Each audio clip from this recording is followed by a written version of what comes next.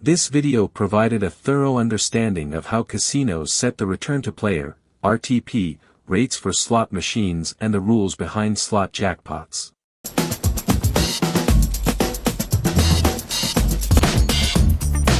Let's go. Yeah. The RTP rate, also known as the theoretical or house average payout percentage, refers to the percentage of all money wagered that a slot machine is programmed to pay back to players over an extended period. The formula is RTP/theoretical payout percent equals long-term theoretical percentage return to players. House advantage percent equals actual percentage retained by the casino based on results.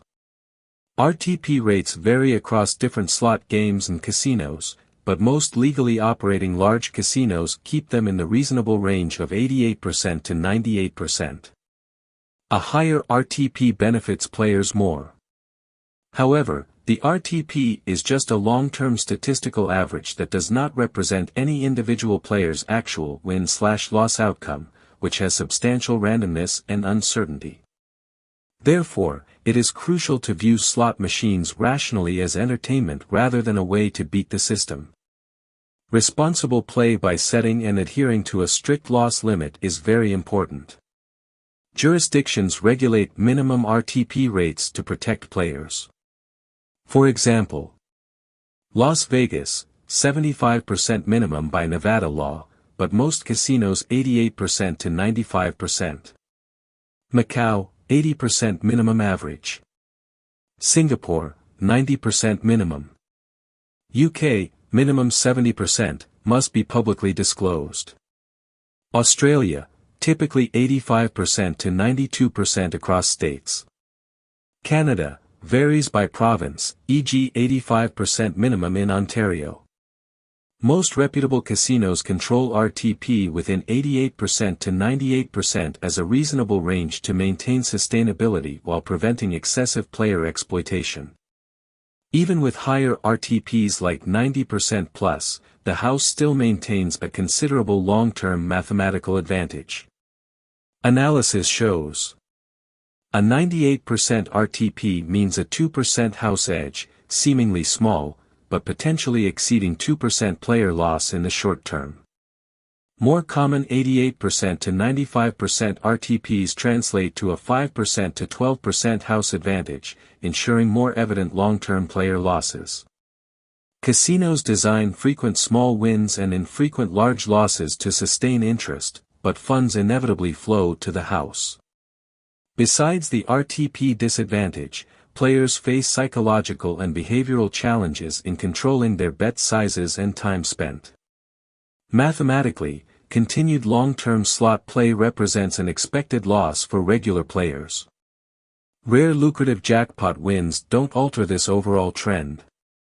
Unless strict bankroll management principles are followed, slots are best treated as entertainment rather than rational gambling.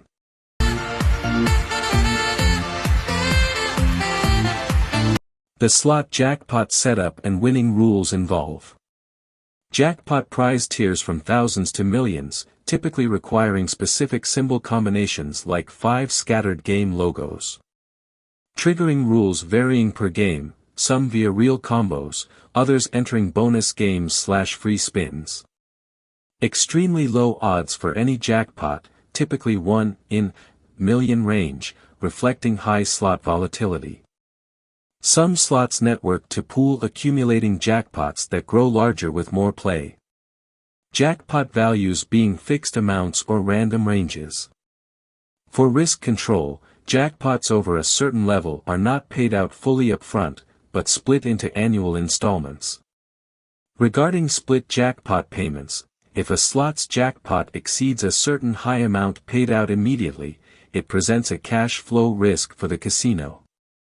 To mitigate this, the total jackpot is divided into an annuity paid out over many years. E.g. for a $10 million jackpot. Split into a 20-year $500,000 annuity. Winner receives partial upfront, e.g. $1 million. Remaining $9 million paid as $500,000 annually for 19 years. This split payment method allows casinos to better manage cash flow risks of large payouts while giving winners a long-term annuity income stream. Splitting major prizes is a common practice across lottery and casino games intended to control payout liabilities.